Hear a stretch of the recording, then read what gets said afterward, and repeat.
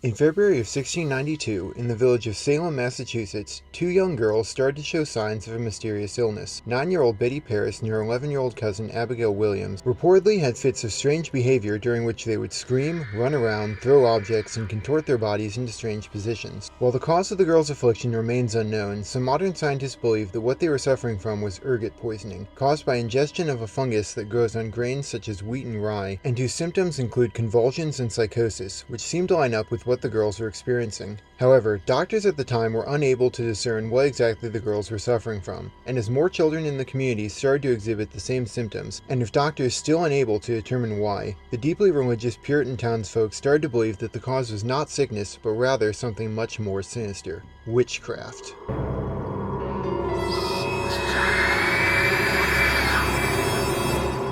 After a figurative and literal witch hunt, 3 women were arrested on charges of witchcraft. These women were Sarah Good, a white woman who is disliked for being poor, Sarah Osborne, a white woman who is disliked for several reasons, including suffering from a chronic illness that prevented her from attending church and marrying a former indentured servant, and Tituba, an enslaved South American woman who is disliked for being an enslaved South American woman. Likely at the behest of their parents, the afflicted girls testified that they had witnessed the specters of these women tormenting them during their convulsive episodes and encouraging them to write in the Devil's Book. In other words, the girls testified that while they were suffering, they had seen a vision of the accused women, not that the women had actually done anything. While everyone agreed that these visions were the work of the devil and not the women themselves, there was an intense debate about whether or not the women were still involved. Specifically, the question debated was, could the devil use a person's image without that person's consent? While the defendants argued that Satan, being the literal personification of evil, does whatever he wants, the accusers argued that the devil is apparently considerate enough to ask people's permission before using their images, even as he uses those images to torture children. Yes, this was actually debated in an American courtroom. Believe it or not, the court eventually sided with the accusers, ruling that the Lord of Evil follows a form of spiritual copyright law in which he cannot use a person's image in his work without that person's consent. Just so we're clear on this, when the Puritans called someone a witch, they did not mean this.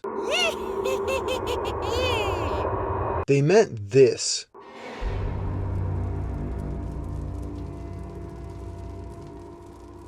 Greetings, Daniel. It is I, Satan, Prince of Darkness, Lord of this world. Oh hey Satan, what's up? I have a request to ask of you. What do you need? Oh, nothing much.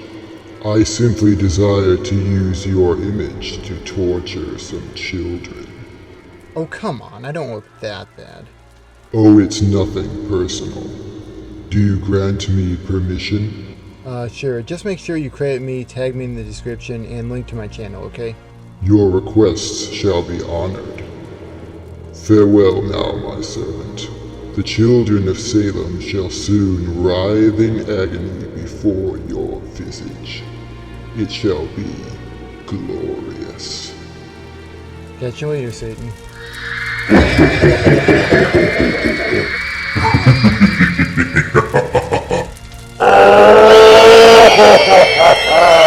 You really can't make this stuff up. Based on this evidence of collusion with the devil, the 3 women were convicted and sent to jail for witchcraft. This would be the beginning of one of the darkest and most infamous chapters in American history, the Salem Witch Trials. Over the next year, hundreds of people, mostly women, were accused of witchcraft, with 30 alleged witches being found guilty and 19 being put to death by hanging. These 19 consisting of 14 women and 5 men. It would be the deadliest witch hunt in the history of colonial America. While witch hunts have happened throughout recorded history for hundreds of years in many different countries, none seem to have captured the modern American imagination as much as the Salem Witch Trials. The trials have been depicted and referenced across hundreds of pieces of media, including books, films, television shows, and video games, and have become a mainstay of American culture, especially around Halloween. And while they are most often depicted as a vivid and sobering cautionary tale about the horrors of mass hysteria, perhaps their most popular depiction is the exact opposite: a silly comedy film released by the biggest name in family entertainment.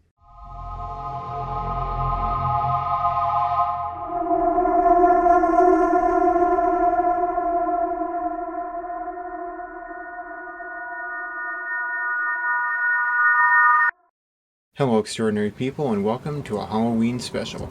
I'm Daniel, and tonight we're going to explore the history of the 1993 Disney film Hocus Pocus, a strange film with an even stranger story.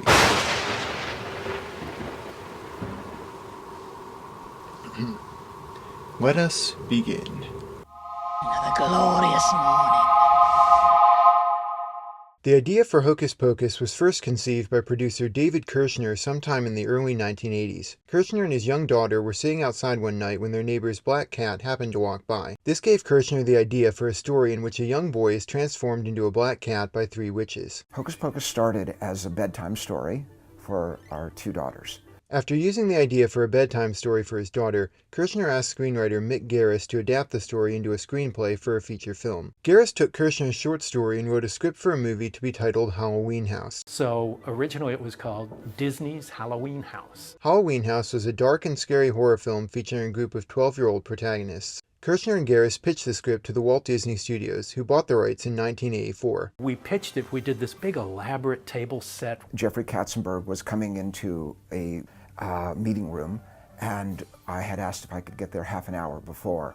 And then on the table, spread across, my wife had bought about 25 pounds of candy corn. They smelled October 31st. They smelled Halloween. Kirshner and Garris also attempted to get Steven Spielberg's Amblin Entertainment involved with the project, as Amblin had experience of similar concepts in movies like Poltergeist and E.T. the Extraterrestrial. Spielberg declined though, as Disney and Amblin were rivals in the family film market. However, this wouldn't stop them from working together 4 years later on 1988's Who Framed Roger Rabbit. Halloween House remained in development for the next 8 years, as the script was rewritten by several different screenwriters to make it more comedic and less scary. The name was changed to Hocus Pocus to help reflect this new tone, and several of the 12-year-old protagonists were aged up to be older teenagers. The story focused on the Sanderson sisters, Winifred, Mary, and Sarah, three Salem witches who were hanged in 1693, but are resurrected in the film's present day of 1993, where a group of teenagers, including Max Dennison, his younger sister Danny, and their friend Allison, must stop them from completing the spell that will allow them to fully return. The story also featured Thackeray Binks, a boy who the witches had transformed into a black cat. Hocus Pocus officially entered production after Bette Midler committed to playing the role of Winifred, although the role had originally been written for Cloris Leachman.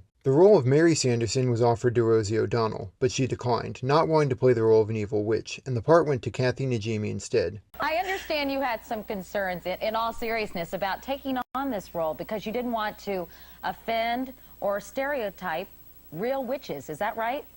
I didn't. I mean, you know, at the risk of having America roll their eyes, I just feel supportive of all groups, you know, whether they're women's groups or gay groups or racial groups. And I know that there are groups of witches out there. I mean, I'm not a witch. I don't know any personally. But when I read the script, I thought, this is really perpetuating a stereotype about an evil, ugly witch. And I know that there are groups of really strong women who sort of bond together with and are very spiritual and powerful. And I didn't want to be part of, you know, perpetuating that myth. Finally, the role of the third sister, Sarah, was given to Sarah Jessica Parker.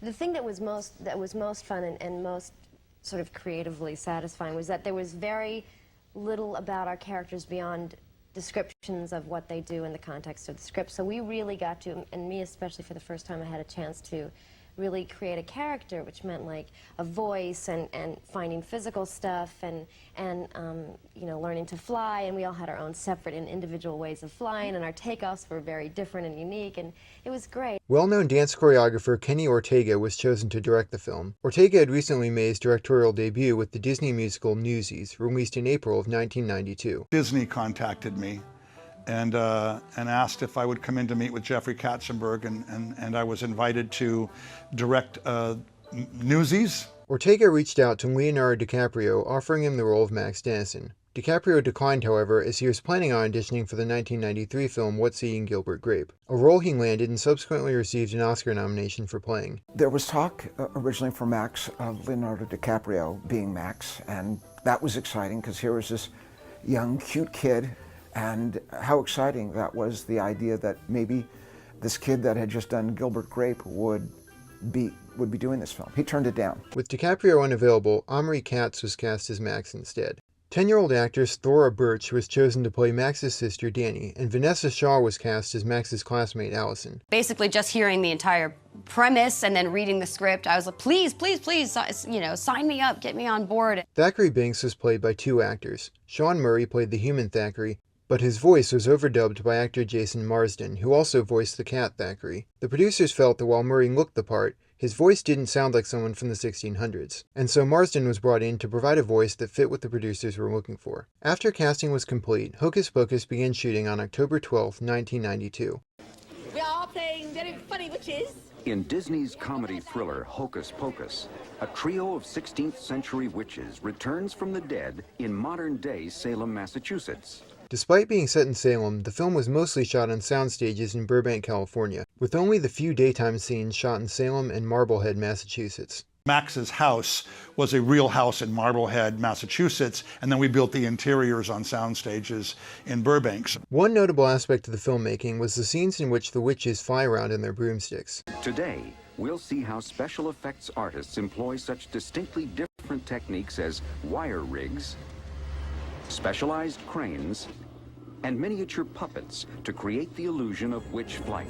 These scenes were created using a combination of puppets and wire work in which the actors were put in harnesses hanging from cranes for the close-up shots, while puppets of the actors were utilized for the wide shots. The combination of the live actors and puppets created the illusion that the witches were actually flying. Another impressive effect was the cat version of Thackeray Binks. Several real cats were used, and in scenes where the cat speaks, CGI was superimposed onto the cat's head to create the illusion that the cat is talking. Thackeray himself, there are some moments where there are some animatronics, but for the most part, Thackeray is a real cat with some computer work. The effect is still convincing even today. Production of Hocus Pocus completed on February 10th, 1993. It's just a bunch of hocus pocus. The plot of the film is as follows. Hocus Pocus opens in 1693 in Salem, Massachusetts, as Thackeray Binks wakes up to realize his sister Emily has been kidnapped by a witch. Thackeray sees the witch leading Emily towards a plume of pink smoke and sends his friend Elijah to get the village elders. He then runs after Emily and the witch. He gets to the house and sees that Emily's been captured by three witches, the Sanderson sisters, Winifred, Mary, and Sarah. They hear Thackeray and look out the windows, with Winifred delivering one of the film's most quoted lines. Oh, look. Another glorious morning. Makes me sick. Winifred wakes up her book of spells, which is alive, and looks up a spell to transfer the life energy of Emily into the witches. The witches start to brew the magic potion, and Thackeray sneaks in. The witches complete the potion and try to feed it to Emily, to transfer her life force into them. Thackeray reveals himself, though, and dumps out the cauldron, spilling the potion. However, Winifred zaps him with some lightning, incapacitating him. The witches realize the potion worked, and start to absorb Emily's life force, becoming restored to their youth. Sort of. We're young. Well, younger. But it's a start! Thackeray insults Winifred, and the witches look in the spellbook to figure out how to punish him. They decide to transform him into a cat, cursed to live forever with his guilt for not saving Emily.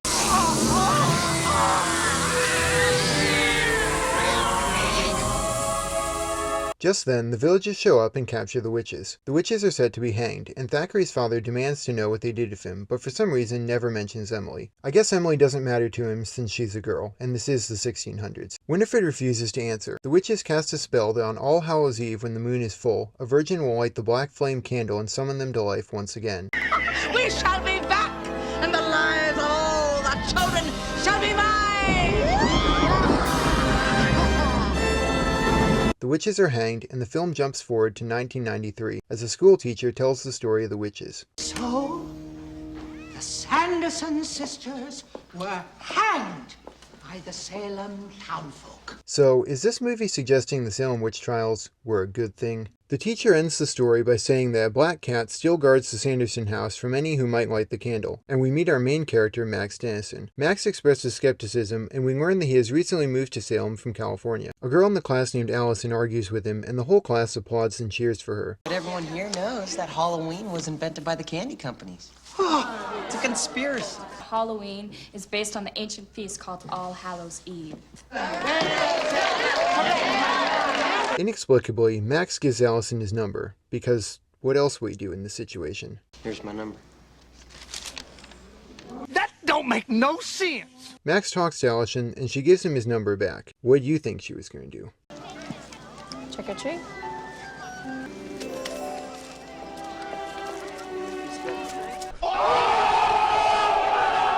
After having his shoes stolen by some bullies, Max rides home and gets into a fight with his younger sister Danny, who tries to get him to take her trick-or-treating.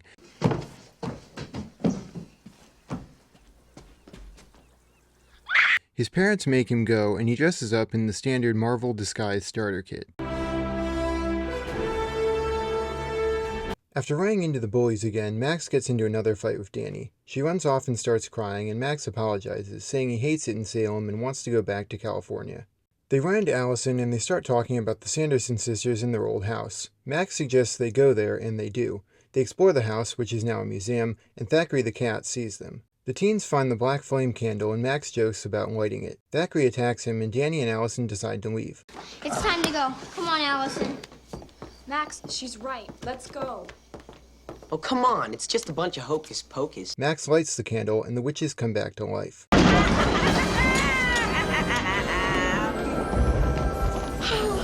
We're home. The witches find Danny, who pretends to be a witch, to fool them. However, the witches obviously try to eat her.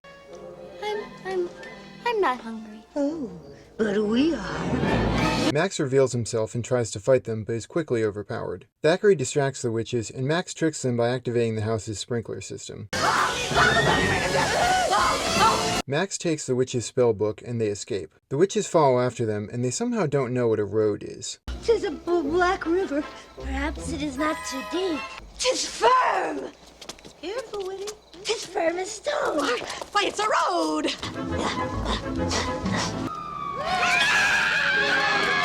Thackeray leads Max and Co. to a graveyard, which is hallowed ground, and therefore the witches can't set foot there. Winifred tells the other witches that they only have one day to live unless they can brew more of the potion they brewed before, but they need the spellbook. Thackeray explains about the witches in the spellbook. Side note, this movie's fixation on the fact that Max is a virgin is weird. Knew some airhead virgin might light that candle. They try to destroy the book, but can't, as it's protected by magic. The witches show up and try to get the spellbook, but are unable to. It's just a bunch of hocus pocus. Winifred summons her dead former lover, Billy Butcherson, played by Doug Jones, to come back as a zombie. An interesting fact about Doug Jones, to me at least, is that he used to be friends with my dad in high school. You know what they say. It's a small world after all. No, anything but that. Max beheads Billy with a branch, and he escapes into the sewers along with Allison, Danny, and Thackeray. Billy puts his head back on and pursues them. The witches decide to start collecting children to absorb the life force out of, and get on a bus with the weirdest bus driver of all time. Bubble, I'm in trouble. Tell me, friend, what is this contraption? I call it a bus. And its purpose?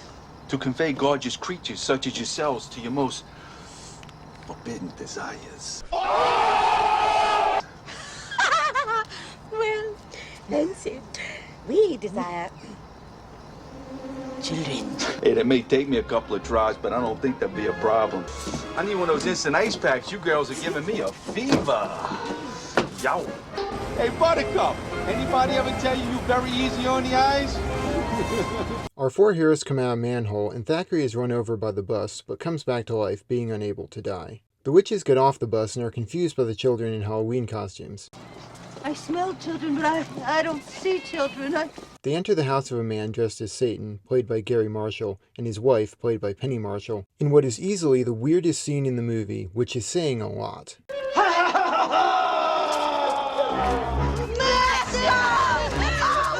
It's the Sanderson sisters, right? At your service. Haven't seen you for centuries. But what the heck, why don't you come in? Come into the non-smoking section. Come on, I can't believe it's real. Behold, a torture chamber.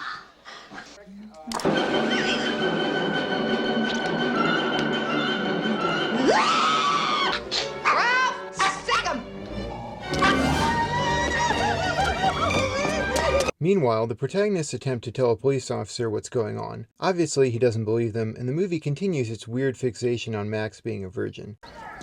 And he's a virgin.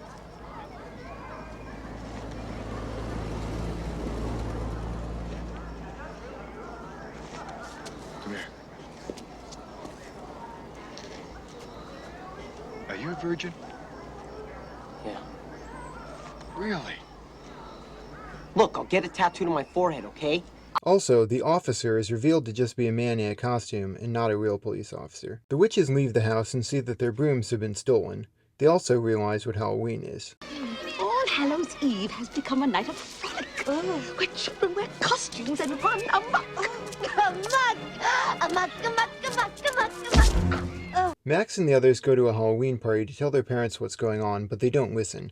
The witches are back from the dead and they're after us. We need help. How much candy have you had, honey? Max gets on stage and tells everyone the Sanderson sisters are back, but when they show up, everyone thinks it's just an act. Thank you, Max, for that marvelous introduction. I put a spell on you. And now you're mine. Hello, Salem! My name's Wilfred. What's yours? The sisters get on stage and sing the song I Put a Spell on You to enchant the partygoers, and was probably the most famous and best scene in the movie. I put a spell on you, and now you're gone.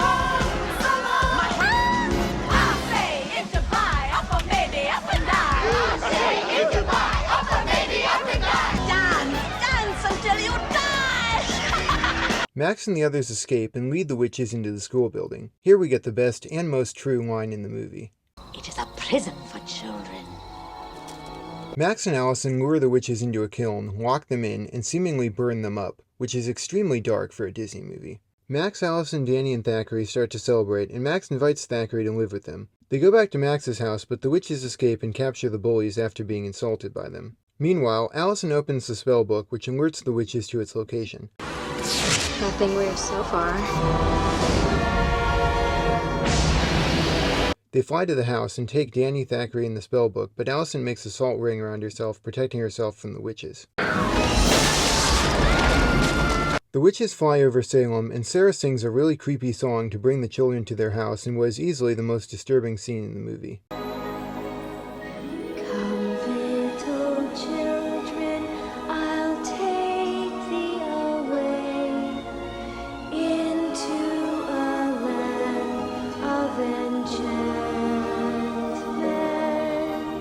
Allison figures out that the witches only have a day to live, and she and Max go to rescue Danny and Thackeray. They trick the witches using their car headlights, giving them enough time to rescue Danny and Thackeray, spill the potion all over the floor, and drive away. The witches realize there's only enough potion left for one child, and Winifred wants to use it on Danny as revenge for calling her ugly. Max and the others drive to the graveyard, and Billy catches up with them. Winifred orders Billy to kill Max. However, he turns on Winifred and joins the heroes, having become sick of being ordered around by her. What's interesting about this scene is that the insults that Billy yells at Winifred were not in the script, but were improvised by actor Doug Jones. Wench!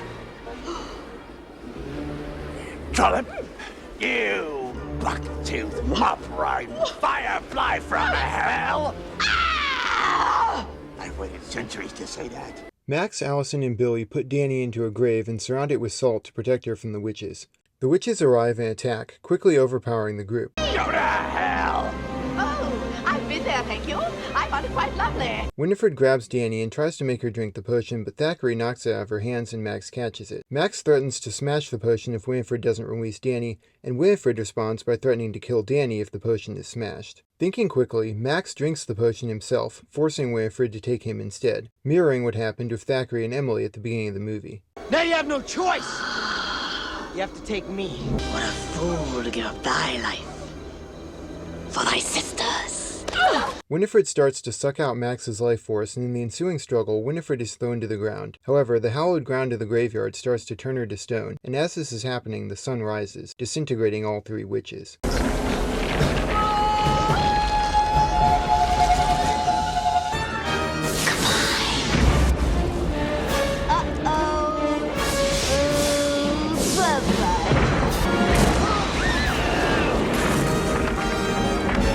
Danny thanks Max for saving her life, Billy goes back to his grave to finally rest, and Thackeray's spell is broken, allowing him to finally reunite with Emily in what's probably the movie's most emotionally powerful moment. Thackeray Beans, what took thee so long? I'm sorry, Emily.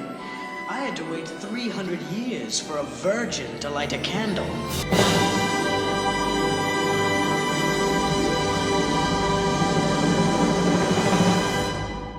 As As the credits roll, we see the adults finally free from the witch's spell, still unaware of what was going on, the bullies still locked in the Sanderson house, and the eye of the spellbook open, suggesting that the banished witches could someday return as the song I Put a Spell on You once again plays. Hocus Pocus is a humorous and lighthearted film with just enough spooky thrills to be fun, but not enough to be too scary for most kids. The three actresses playing the Sanderson sisters are easily the highlight of the movie. Their overacting is campy and silly, and there's a certain charisma they possess that makes them extremely entertaining to watch. In addition, the film contains a genuinely touching story that ties the whole experience together. All in all, Hocus Pocus seemed to deliver exactly the experience that its creators intended. So, was it as successful as Disney hoped? Well, let's find out.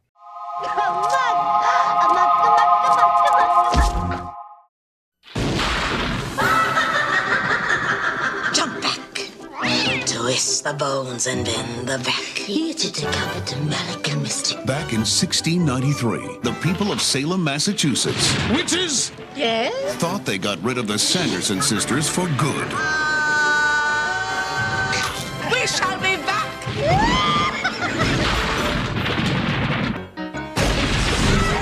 Walt Disney Pictures presents Bette Midler, Hello. Sarah Jessica Parker, Would thou dance with me? and Kathy Najimy. Hocus Pocus. Into the night. They love to fly, and it shows. Good night. Sleep tight. No screaming.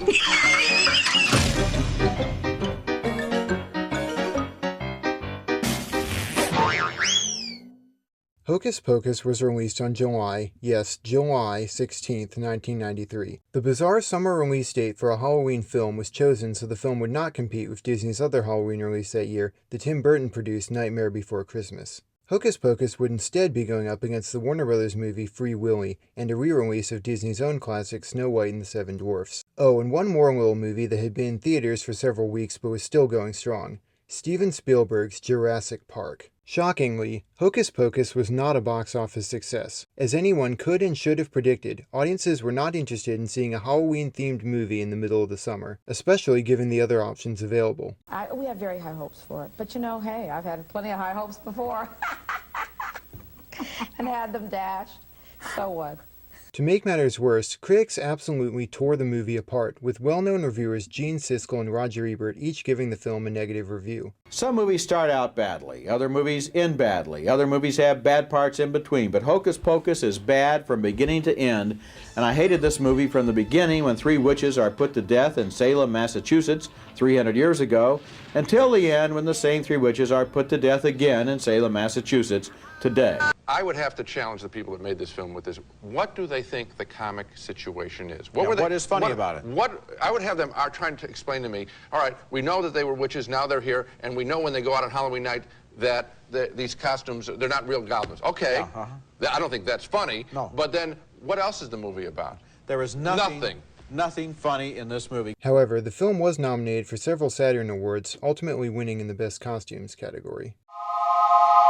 We shall be back. From Walt Disney Home Video, the Sanderson witches are flying into town. We're home. And now everyone's in for a real treat. Greedy little beggars. Winnie's the wickedest. Hello. Sarah's the sexiest. Would thou dance with me? And Mary's the hungriest. No time for snacking. They're here to have some fun and practice a little witchcraft. If they could only get it right. She did it. Hocus Pocus on video cassette. Hocus Pocus would largely be forgotten after its initial run, until Disney started airing it around Halloween on channels like ABC Family and the Disney Channel. Home video releases of the film also became popular, with new generations discovering and falling in love with the Halloween film, and viewings of it becoming an annual tradition for many families. In a crowded sea of Halloween movies, Hocus Pocus undeniably stood out for one simple fact. Whereas most Halloween films are horror movies that are generally considered to be too scary for children, Hocus Pocus was a movie that people of all ages could enjoy. There was something for everyone, from the silly humor, to the impressive visual effects, to the over-the-top performances, to the genuinely touching story. I think it has tremendous physical comedy for grown-ups, and the grown-ups do love that. But for the kids, it's so... It has lots of laughs, but also has just a little bit of terror, too. Not terror like they usually give you, but Not like Jurassic not Park like terror. Jurassic Park terror, but fun terror. You know, where you know, they're just, it's just Bette Midler. You know, that Sort kind of terror. Hansel and Gretel, like. Yeah.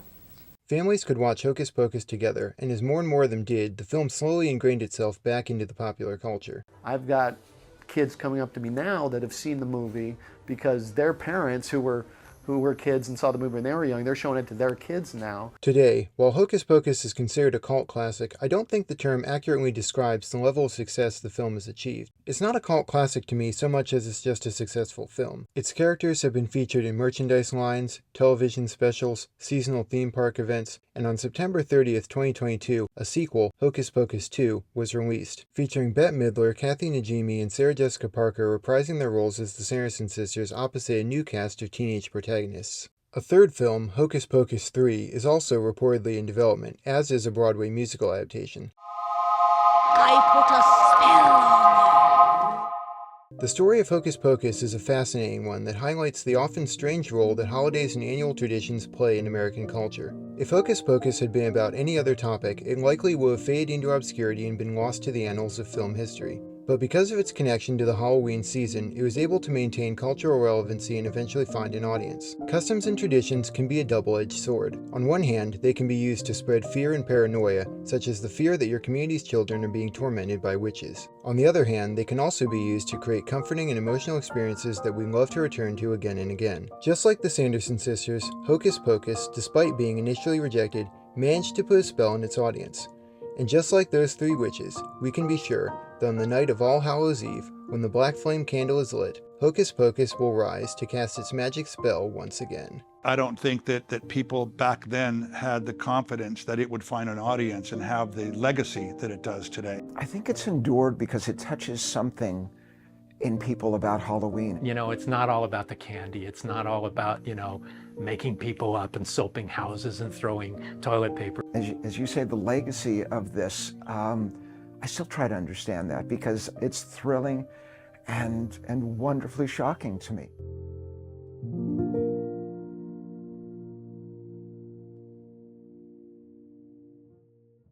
Alright guys, I hope you enjoyed this Halloween special. Thank you so much for watching. Have a happy Halloween, and remember that you're extraordinary. I love all of you so much. Bye.